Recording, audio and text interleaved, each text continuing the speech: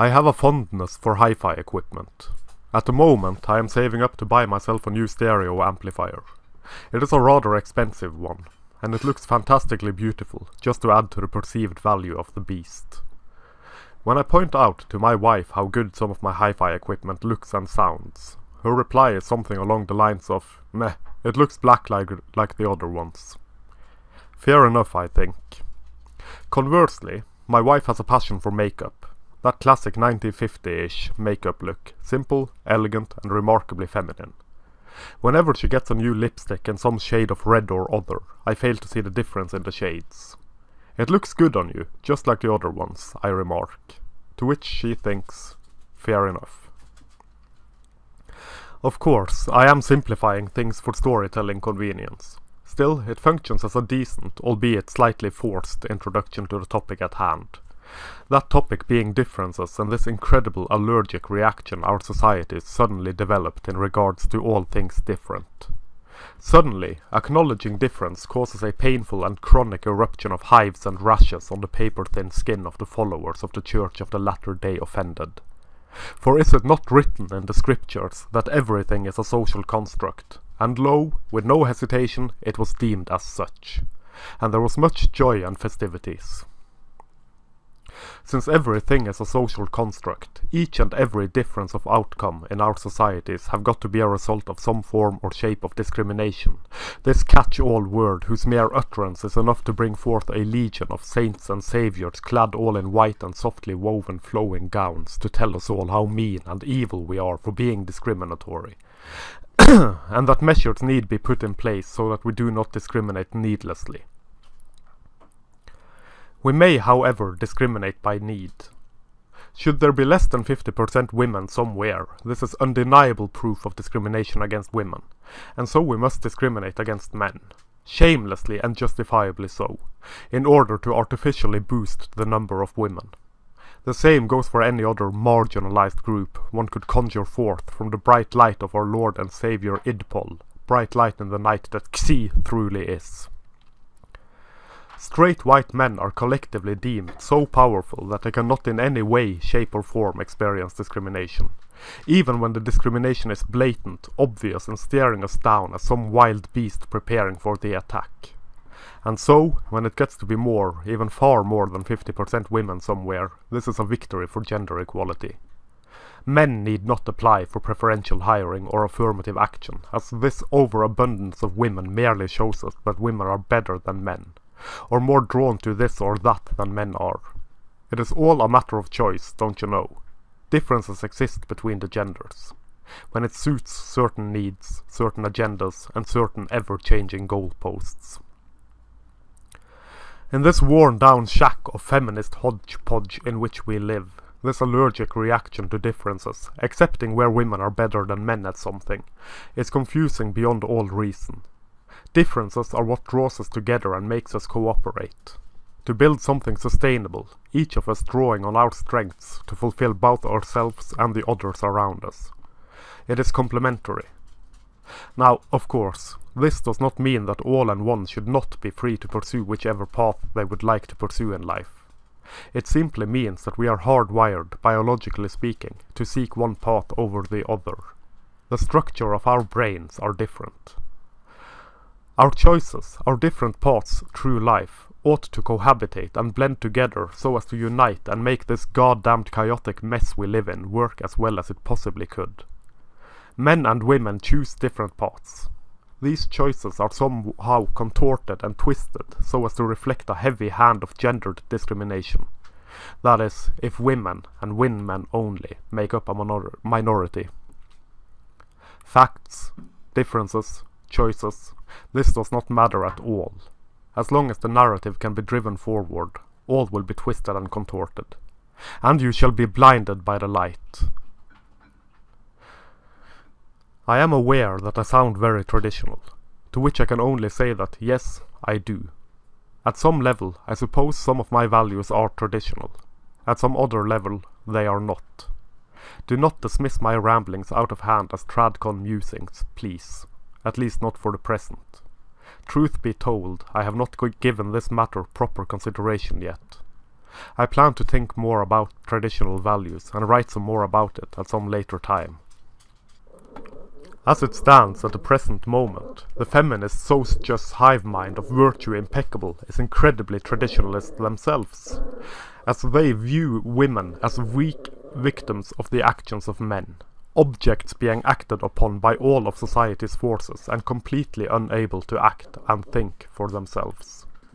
Women are being painted as damsels in distress, needing to be saved, and so here come the he for she bullshit flying through the open windows of our collective conscience, calling for the strong and powerful men to bend the knee and save the women from the evil menfolk. The menfolk who are not as good as you are, that is to say, the other men, whom you are better than, all shining and shimmering with white knight strength and saintly virtue. Men are by feminists themselves and society as a whole still expected to fulfill the traditional role of provider-protector. Women are free to do and to choose as they please, unless they choose to be a housewife or choose some other traditional path through life. Then the feminists will complain and jitter and tremble with all their shape and form, proclaiming loudly that this one woman is single-handedly curb-stomping all the progress the women's movement has done in the past 50 years. She must self-flagellate and prostrate herself at the altar of feminism to seek forgiveness for her wicked ways. This goes back to things which I have written and spoken about previously, and I fear repeating myself. I think, however, that this blatant hypocrisy by feminists need be called out and mentioned as often as possible. Women can do whatever the hell they want to do, as long as it is pre-approved by feminism, and as long as they give their praise to feminism and offer forth their womanhood to be scrutinized and acknowledged, or not acknowledged, according to the buzz of the hive. Now, I will allow myself an anecdote. This anecdote, I think, proves perfectly what I am aiming at here. It is but an anecdote, of course, and as such should be treated as one. Not proof of anything as a whole, but a good way to draw a thick line underneath what I am talking about. With that said, here we go, slip-sliding into the past. This was some years ago, years before my marriage. My wife and I were just engaged at this point, but I will, for the sake of simplicity, refer to her as my wife. It was at the end of a very wet evening. We had been drinking at a bar, and I was sitting deep in a discussion on music with a friend of mine. Music being a passion for us both. My wife was sitting there with us, but partook very little in the discussion. She was tired, and we were getting ready to pack it up and go home. Then, out of the blue, a wild feminist materialized. She had only met my wife once, earlier in the evening, and had then merely exchanged a word or two with her. She knew nothing whatsoever about my wife and her highly introverted nature, a listener and a thinker more than she is a talker. Much the same as me, in fact. This rampaging feminist then sat down right in front of my wife, rudely interrupted the conversation my friend and I were having, and asked my wife, with no shame and no reservation, "Aren't you tired of being oppressed like this?" This was unexpected, to say the least. Absolutely out of the blue. After much finoodling, it became clear that this feminist was certain of my wife being oppressed because she did not take part in the discussion. It did not matter what my wife said, that my wife was completely in disagreement with this moron and her moronic assertions. The personality of my wife did not matter. Her own personal choices were immaterial. She was oppressed, and this feminist had taken it upon herself to descend into hell to free my wife from the tyrannical shackles my friend and I, by virtue of being men, had placed upon her. My wife tried, time and again, to tell her that this was her own choice, that she was in fact not oppressed. It fell on deaf ears and blind eyes. The feminist in question was quite content with reducing my wife to an object upon which she could lay all her hatred of men, all her bile and all her own insecurities. My wife told her that I am shy, I am reserved, I speak when I want to. To which this sanctified saviour of womanhood replied, "So am I, but I don't act like you do." This nonsense went on for quite some time, with this feminist completely and utterly disregarding what my wife said and what I said. She had decided that my wife was oppressed, and that was that. There was no question about this absolute fact to her dishevelled and murky mind. To hell with what my wife said. My wife was not a feminist. She couldn't possibly understand. Now, you want to talk about objectification? You want to talk about oppression? Look at how feminists treat women who do not fall in line with feminist dogma. Refusing to listen, denying them their own opinions and their own experiences, viewing them as mere objects to be acted upon with no will of their own. And as a man, it was my obligation to give my wife attention 100% of the time. This is equality, as viewed through the grimy lens of feminist dogma. For me to metaphorically poke my wife in the side continually, so that she should not be left out of anything. That is to say, so that the feminists should not feel that my wife was left out of anything. To hell with the opinion of my wife on the matter. To hell with the opinion of those around who actually knew her. To hell with my wife having a personality of her own. Feminism is the only opinion worth a goddamned fuck in the stagnant pond of quackery, so to hell with the individual woman's preferences. How can anyone with a straight face claim that feminism cares about women? Feminism cares about feminism. Differing thoughts need not apply. Women are all one and the same in the looking-glass reality of feminism. And feminism has come to mean women. And women has come to mean feminism. Protesting one means protesting the other. There are no differences among women.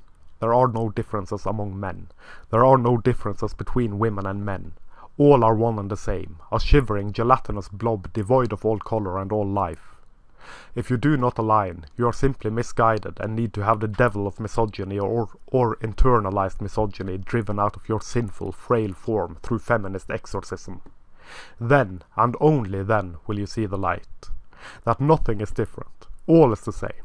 All is constructed in the filthy, mad scientist laboratory of the patriarchy. And it must be torn down. You need to be re-educated, and you need to be happy about it. Accept this shining beacon of light and truth, or perish. It would be nice to have some fucking consistency from feminists on the issue of differences between the sexes. Whenever scientists discover some difference where women are better than men, it is held forth as a supreme example of how women are far superior to men, because science deemed it so. Odd how the differences are a gift by nature when women come out on top. And how the differences are a product of and proof of systemic discrimination and socialization whenever science shows men to be better at something. It is almost so that one would be inclined to believe that consistency doesn't matter, only the ideological narrative. Men and women are completely equal, and so the outcomes should be completely equal between men and women. But women are better than men at some things. So there is no wonder that women reign supreme at some things. By this logic, since men and women are completely the same, there is no reason other than gender-based discrimination that there are more men in positions of power. How could there be, given that the only differences are arbitrary, skin-deep, superficial traits with no bearing whatsoever on ability or chosen path or both? Thus, we need more women in positions of power. And they must be shoehorned in there, to give them the advantage they imagine men are given. A head start. Women are just as capable, strong and talented as men. So they need special care and consideration and quotas so that they get a head start. Because of course they fucking do. Nothing discriminatory about blatantly and obviously giving women preferential treatment. Nothing at all. That's all fine and dandy then. You want to play that game, where only the superficial qualities of the applicant matter? I will then make it my sole purpose in life to elevate any and all non-feminist, conservative, anti-abortion woman I see struggling to break through the glass ceiling to the greatest heights of our societies. Women must be in positions of power. Opinions and abilities matter none, merely vagina. This is now my purpose, my drive, my attempt at redemption from the sin of being male. You are quite welcome, feminists. After all, he for she. I do my part. Now do yours. If you object to this, you hate women. So there. At the same time, I will try to the best of my abilities to get more women into other professions where there are an extreme overabundance of testosterone. How can we, as a society, sit idly by and watch as our garbage is collected by men and men alone? As if women are too delicate to collect garbage. How horrid. How trite. What a display of male supremacy, to believe women incapable of getting their hands dirty. Now there's some gender stereotyping if ever I saw it. This needs to end. Women are just as capable as men of doing the dirty jobs. Here we are most definitely in need of affirmative hiring and gender quotas. Clearly we need to remove some women from the universities to fill these roles. If this means that some men will lose their jobs and be forced to get an education, that is a price I am willing to pay. If you object to this, you hate women. So there. As it stands, far more women than men go into higher education, and far more women than men complete higher education. One should believe that, in the interest of fairness and equality for all, there would be a big push to affirmatively action men into affirmatively actioned higher education. To fill the gender quotas so that we see a clear and defined 50-50 representation of women and men. Split the bill straight down the gender binary if you please. It's only fair and just and equal. This is of course not the case. There are still affirmative action for women, gender quotas for women. Save the women only from the bondage of meritocracy and having to prove themselves worthy. Even when women are the majority. A peculiar topsy-turvy gravy as icing on the delicately twisting hogwash cake of engineered equality. Where equality is only equal where women are concerned. More women than men is equality made manifest. More men than women is inequality made manifest. I consider quotas and affirmative action a nonsensical solution to a manufactured problem, a symbol of our times. We are completely incapable of admitting that we are different, where the mere utterance that men and women differ in their interests and their priorities is enough to send us into anaphylaxis, in desperate need of medical attention and a shot of adrenaline delivered straight into the heart, the only way for the body to survive the shock of difference. For some strange and curious reason, differences are now considered a negative. That somehow this means that one is better than the other, instead of it meaning that one is better than the other at some things, and the other is better than one at other things. That these differences bring us closer together and makes it easier for us to cooperate and co-inhabit this strange world we are put upon. Each using their strengths to the betterment for all. But, instead of building bridges upon our differences to cross the gap in peace, we tear the bridges down and make people take leaps of faith, and then fail in their attempt to cross the gap, to tumble to their doom, hit the noxious ooze underneath and grasp at straws to try and stay afloat, still claiming that there is no gap to build bridges over, no differences to nurture and cherish and build upon.